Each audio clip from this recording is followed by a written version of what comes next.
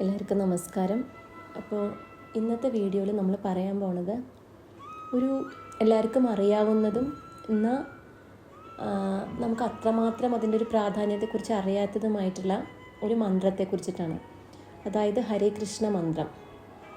അപ്പോൾ നമ്മുടെ ജീവിതത്തിൽ നമുക്ക് അറിയാമല്ലേ, നമ്മൾ പ്രാർത്ഥിക്കുന്നവരാവും, പല രൂപത്തിൽ നമ്മൾ പ്രാർത്ഥിക്കും. അപ്പോൾ നമുക്ക് ഇഷ്ടമുള്ള മന്ത്രങ്ങൾ നമ്മൾ ചൊല്ലും. അപ്പോൾ നമുക്കറിയാം, ചില മന്ത്രങ്ങൾ നമ്മൾ ചൊല്ലുന്ന സമയത്ത് നമുക്ക് അവിടെ ഒരു ഗുരുവിൻ്റെ ദീക്ഷയൊക്കെ നമുക്ക് സ്വീകരിക്കേണ്ടതായിട്ടുള്ള ആവശ്യമുണ്ട്. എന്നാൽ നമുക്ക് ഈസി ആയിട്ടുള്ള മന്ത്രങ്ങൾ, അതായത് ഏത് സമയത്തും നമുക്ക് ചെല്ലാവുന്ന, നമുക്ക് ഭഗവാനിലേക്ക് അത്രത്തോളം നമുക്ക് അടുക്കാൻ പറ്റുന്ന ഒരു മന്ത്രമാണ് ഹരേ കൃഷ്ണ മന്ത്രം. അപ്പോൾ നമുക്കറിയാം, ഹരേ കൃഷ്ണ മന്ത്രത്തിൽ നമ്മൾ ഭഗവാനെക്കുറിച്ചിട്ട് അല്ലെങ്കിൽ ഭഗവാന്റെ നാമം നമ്മൾ ഒരു പ്രാവശ്യം നമ്മൾ ചെല്ലുന്ന സമയത്ത് നമുക്ക് 16 തവണയാണ് നമ്മൾ ഭഗവാന്റെ നാമം അല്ലെങ്കിൽ ഭഗവാന്റെ പേര് നമ്മൾ പറയുന്നത്. അപ്പോൾ അത് നമ്മൾ ചില ആൾക്കാർ 108 പ്രാവശ്യം അല്ലെങ്കിൽ 1008 പ്രാവശ്യം അങ്ങനെയൊക്കെ ജപമാലയൊക്കെ വെച്ച് നമ്മൾ ചെല്ലുന്നതൊക്കെ കണ്ടിട്ടുണ്ട്. അപ്പം നമ്മൾ അത്രയും തന്നെ ആ 16 പ്രാവശ്യം നമ്മൾ ഒരു പ്രാവശ്യം നമ്മൾ ഹരേ കൃഷ്ണ ചെല്ലുമ്പോൾ നമുക്ക് 16 തവണ നമ്മൾ ഭഗവാന്റെ പേര് നമ്മൾ പറയുന്നുണ്ട്. അപ്പോൾ അതൊരു 108 പ്രാവശ്യമൊക്കെ ചെല്ലുന്ന സമയത്ത് നമുക്ക് എത്ര പ്രാവശ്യം, അതായത് 1728 അത്ര വരുന്നുണ്ട്. അപ്പോൾ അത്രയും പ്രാവശ്യമാണ് നമ്മൾ ഭഗവാന്റെ നാമം നമ്മൾ ഉച്ചരിക്കുന്നത്. അപ്പോൾ ഈ നാമം നമ്മൾ ഉച്ചരിക്കുന്നത് കൊണ്ട് നമുക്ക് എന്താണ് അതിൻ്റെ ഒരു ഫലം, അല്ലെങ്കിൽ എന്താണ് അതിൻ്റെ ഒരു നേട്ടം നമുക്ക് വരിക എന്ന് പറഞ്ഞു കഴിഞ്ഞാൽ, ഭഗവാൻ തന്നെ നമുക്ക് പറഞ്ഞു തന്നിട്ടുള്ളൊരു കാര്യമാണ്.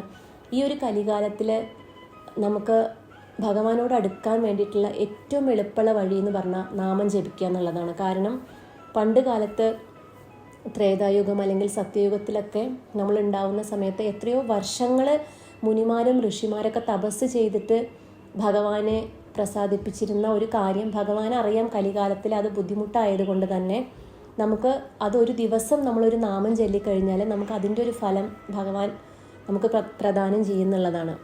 അപ്പോൾ ഈ ഒരു മന്ത്രം നമുക്ക് സ്ഥിരമായി ചൊല്ലുന്നത് കൊണ്ട് എന്താണ് നമുക്കതിൻ്റെ ഗുണങ്ങളെന്ന് പറഞ്ഞു കഴിഞ്ഞാൽ, നമുക്കറിയാം ഏതൊരു മന്ത്രത്തിനും അതിൻ്റേതായ ശക്തിയുണ്ട്. ഇപ്പോൾ ഓം നമഃശിവായ എടുത്താൽ അതിൻ്റേതായ ഒരു ശക്തിയുണ്ട്, ഹരേ കൃഷ്ണ എടുത്താൽ അതിൻ്റേതായ ശക്തിയുണ്ട്.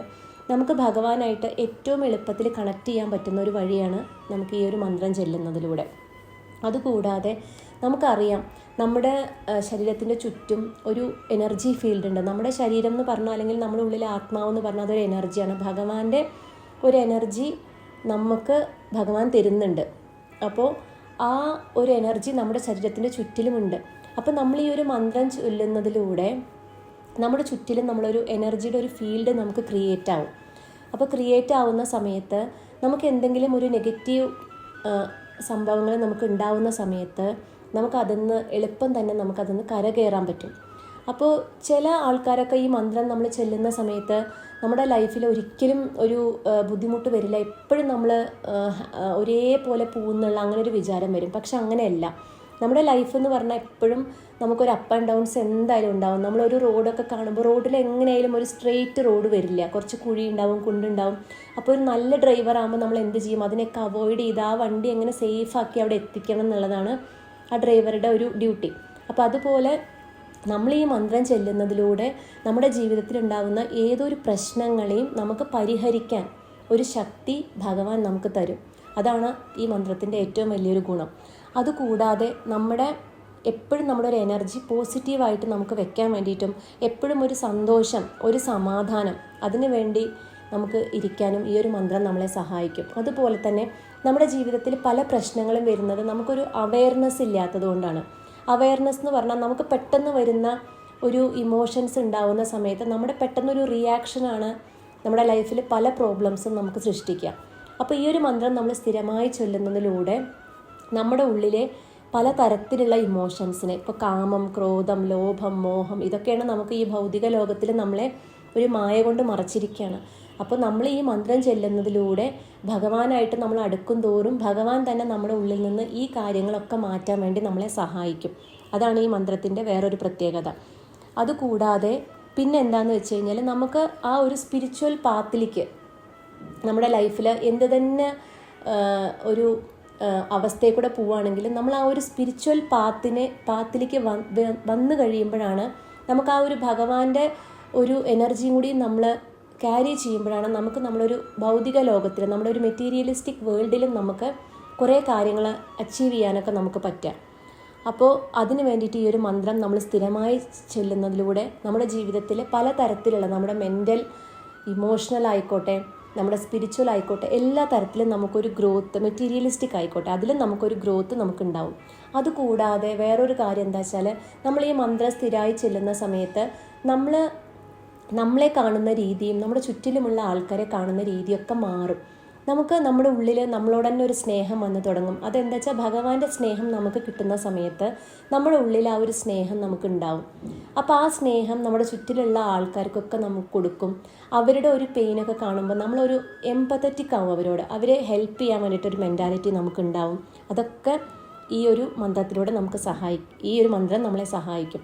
അതുകൂടാതെ നമുക്ക് ഭഗവാനിലുള്ള വിശ്വാസം, ഭഗവാൻ എന്ന് പറഞ്ഞാൽ എന്താ ഒരു വിശ്വാസമാണ്. എത്രത്തോളം നമ്മൾ ഭഗവാനെ വിശ്വസിക്കുന്നു അത്രത്തോളം ഭഗവാൻ നമുക്ക് ഓരോ തരത്തിലുള്ള അനുഗ്രഹങ്ങൾ നമ്മുടെ ലൈഫിൽ തരും.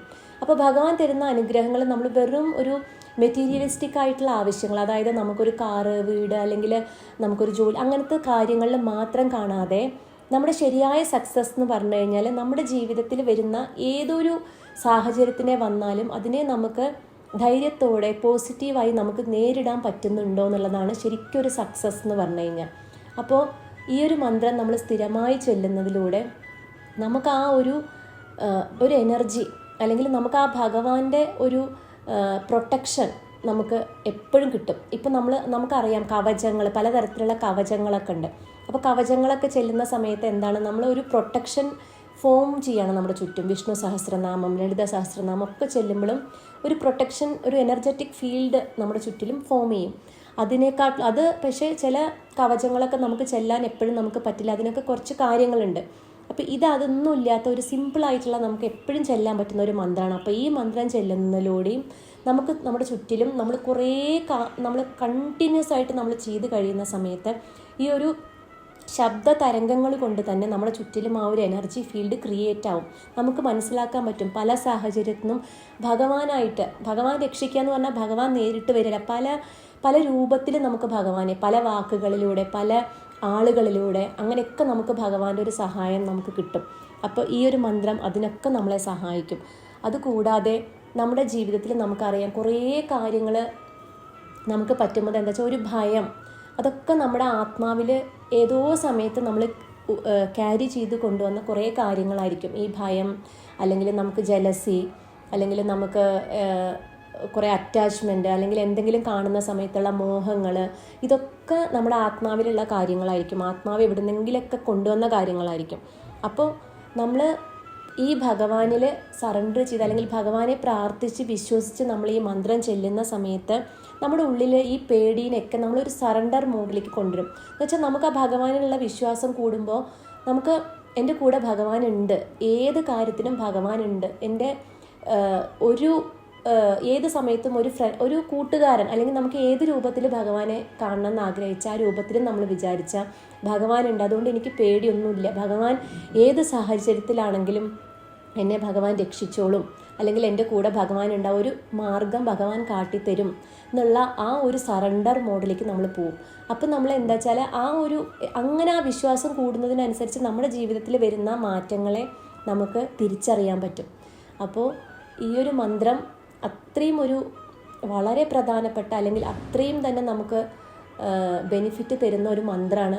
അപ്പോൾ നമ്മുടെ ജീവിതത്തിലെ ദിനചര്യകളിൽ ദിവസവും നമ്മൾ ഉൾപ്പെടുത്തി കഴിഞ്ഞാൽ നമ്മുടെ ജീവിതത്തിൽ വരുന്ന ആ ഒരു പോസിറ്റിവിറ്റിയെ നമുക്ക് അനുഭവിച്ചറിയാൻ നമുക്ക് പറ്റും. അതിൻ്റേതായ ഒരു അനുഗ്രഹം എന്ത് തന്നെ ആയാലും ഭഗവാൻ ആരാണോ അത് ജപിക്കുന്നത് അവരുടെ ജീവിതത്തിൽ ഭഗവാൻ കൊണ്ടുവരും. അത് ഉറപ്പുള്ള കാര്യമാണ്.